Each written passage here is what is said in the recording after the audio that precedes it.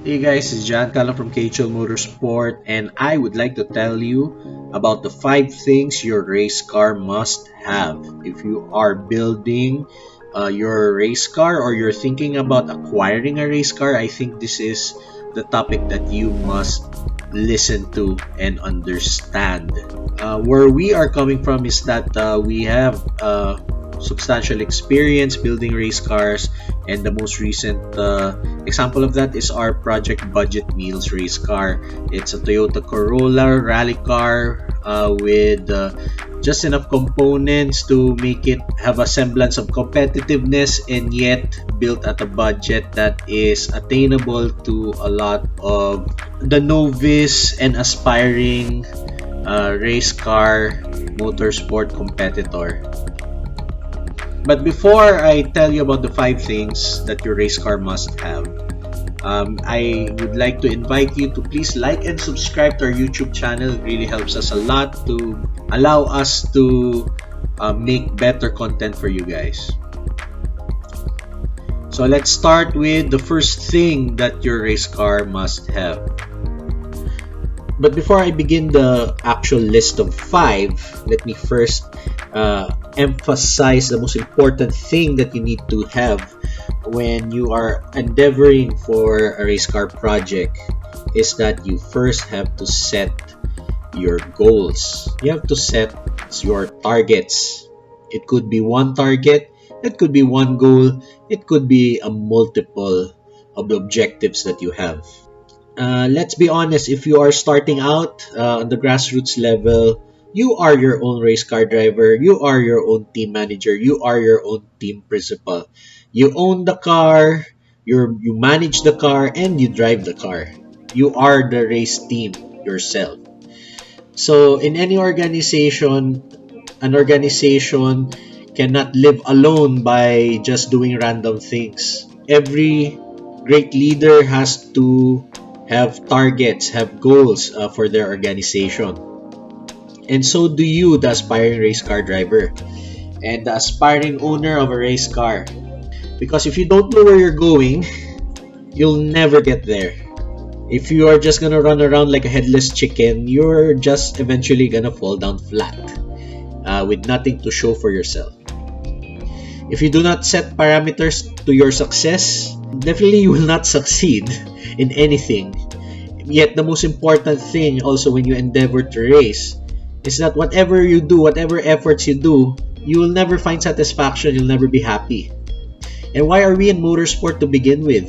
Is it to puff up the ego? Is it to just waste money willy-nilly? You definitely are looking for your happiness, your satisfaction, your contentment in doing an activity that you love. At least that's one of the things that you probably would want to do. Maybe in this category you want to win a championship. But the thing is, I have to emphasize here, win a championship. What championship you want to win? You have to be very clear. It could be a class championship, a national championship, a club championship, an international championship. It's best to focus exactly what you want to achieve when it comes to championships or categories of motorsport that you wish to join. So that when you allocate your resources to achieve your goals, you're very clear to what exactly you must do or need to do, at least the bare minimum resources needed to maximize the returns that you have, or basically the targets that you have to achieve your targets, right? Beating your competitors is also a possible target. Not necessarily you want to win a championship, but you just want to be the fastest guy out there, right? In that particular category at that particular time. You just want to beat them, even though you're not going to beat them every round. But at least you know, or you're happy that you're capable of beating them anytime you wish, or anytime you could find the funds to continue your career. You can race with the car you love. That's what my path. Pushing whatever I could do with the subpar platform. I did learn a lot of lessons when I pursued this path, and I don't really regret it that much. And I still have the car, and I still love driving it whenever I have the opportunity to do so. And yeah, maximum enjoyment. You don't necessarily have to win, but at least you're enjoying what you are doing. So isn't that the most important thing? Maybe you just want to challenge your driving skills. You want to learn more. You want to improve your racecraft. You want to improve your abilities to drive the car on the limit. You want to learn how to drift. So that's how you're going to challenge yourself, right? It's not about winning also. It's about learning. And much in the same way that you can challenge your driving skills, you can also challenge your tuning skills. If you do this setup change, will there be any difference? If you do this tweak, change this part, will there be any difference? Will you be slower? You'll be faster. Maybe you just want to be the fastest or quickest model of car that's around in your territory, in your country, or whatever, right? You want to be the fastest Hyundai Accent. You want to be the fastest Honda Civic. You want to be the fastest GTR. You want to be the quickest, I don't know, Kia Pride or whatever car you have. You want to be the fastest of it. That's also something that drives a lot of people in this sport.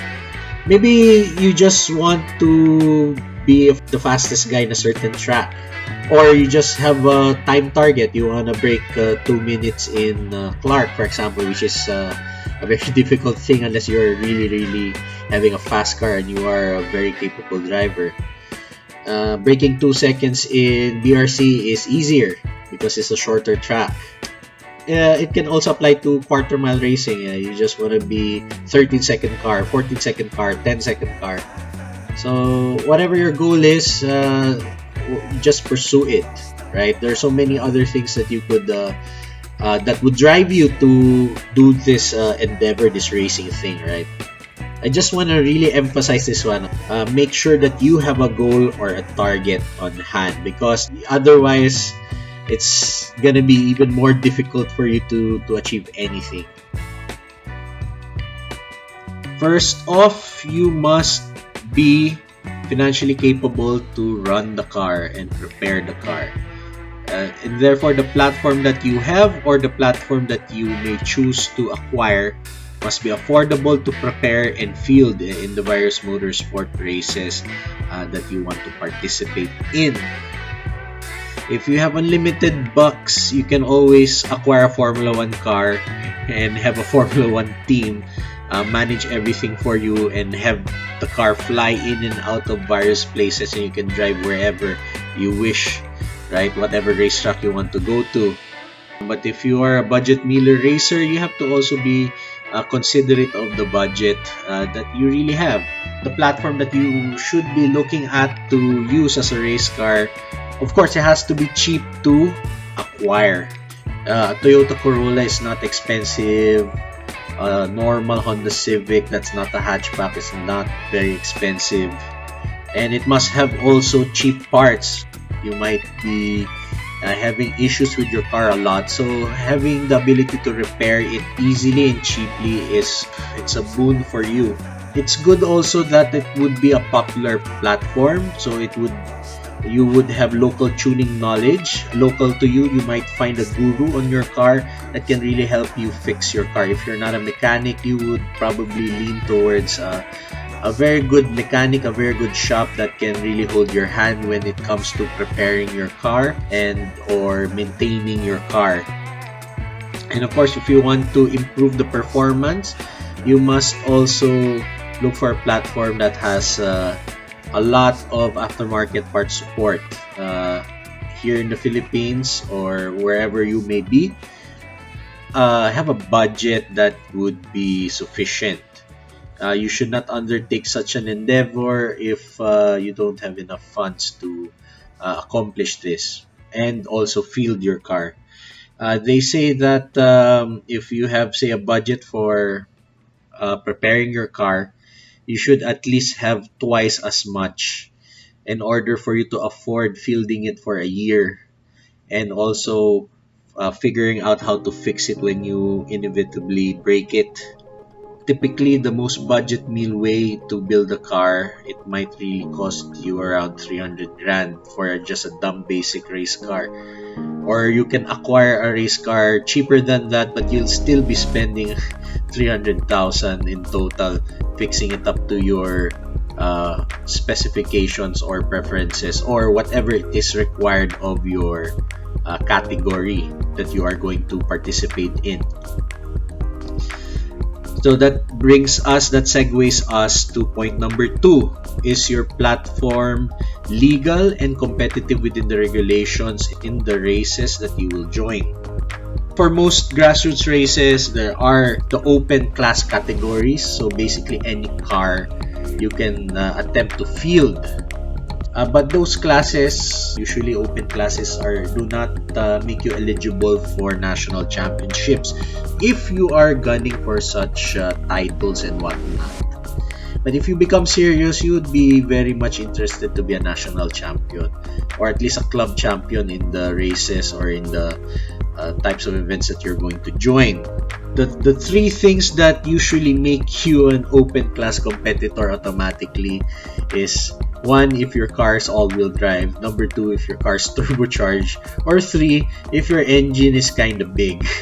Usually upwards of 2 liters will bump you up to open categories, at least here in the Philippines. But the beauty of grassroots motorsport and all entry-level motorsport is that more or less it's run what you brung, and they'll just slot you in to a category that will make the playing field more or less, well, they attempt to make it as equal as possible. But the counterpoint to that is, if you are going to be participating in a one-make race series, modifications and customizations to the cars would be limited. Case in point, Vios Cup. The Vios Cup cars, they're provided to you as a certain spec, minor tuning tweaks like alignment and whatnot. So there's so little that you could do to those cars, because they're trying to equalize the playing field and make sure that the racing is quite close. So it really depends where you want to slot in.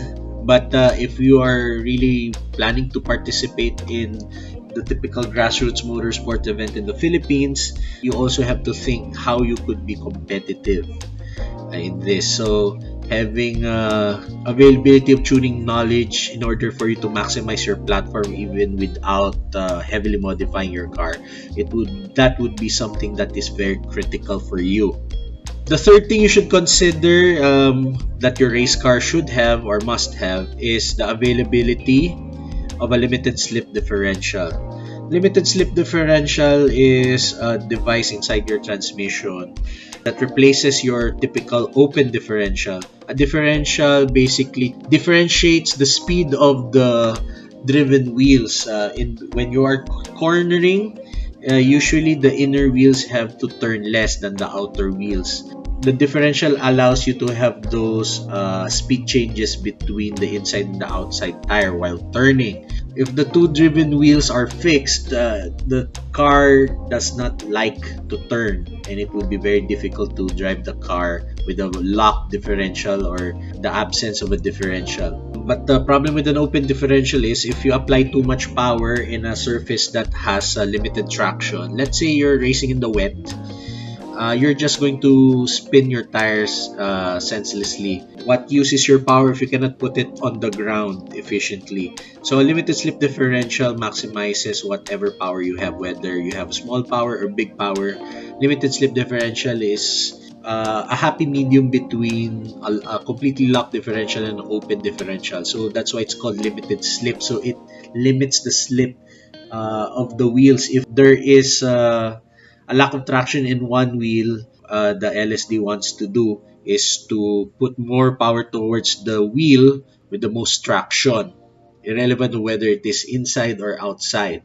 It does it mechanically. There are two ways it does it. One is via plated clutches, and the other way is specially designed gears, gears. So that's why there are usually two types of differentials: the clutch type diff and the helical diff. This is not a video about the technologies of limited slip differentials. You could research that elsewhere and see what fits your fancy or your needs. However, a limited slip differential in almost all forms of motorsport will get you so far. It is sometimes a major advantage between two cars with otherwise similar specs. The car with a limited slip differential, when driven properly, will be faster. The fourth point is your race car must have safety equipment. A car is a mechanical object with no soul, but the driver behind the wheel is a living object that is perishable and irreplaceable. So you have to think about your safety. For grassroots motorsport, you don't need necessarily all the highfalutin safety equipment. You don't need a cage and whatnot. But you have to be cognizant whenever you're racing. Wear your belt. If they require you to wear a helmet, wear your helmet. But one thing that is very useful in a race setting is you have to make sure that your seats support you properly laterally. Meaning when you turn left and right, you're not going to be tossed around. It would be nice for you to consider replacing your stock driver seat with a racing seat, whether it's fixed or it does still recline. For higher levels of motorsport, they require certain certifications from the FIA. I think the US one is SFI. A good seat is a difference also between life and death when it comes to an accident. So it's something also that I hesitate to cheap out on. So even though I sometimes buy used seats, I make sure I buy seats that are OEM quality. If they're not OEM quality, they are FIA certified or SFI certified, even though they are expired. But you are assured that the seat is constructed well, and it will not collapse on you or let you go or whatever failure mode it would possibly have. And then if your series requires it, you may need the roll bar, roll cage, 4-point harness, whatever safety equipment that you have. There are lots more. Even a fire extinguisher might be required. Again, you have to be compliant with the rules and regulations that your race organizer will impose on you. Last and certainly not the least, the last thing your race car must have is a competent driver. We're not saying that you are the next Mika Hakkinen, Michael Schumacher, Max Verstappen, Lewis Hamilton, whatever. You must be a competent driver. You don't have to be the best, but you have to make sure that you can operate and drive and race the car safely. You must know what the limits of the car is and how to drive the car on the absolute ragged edge.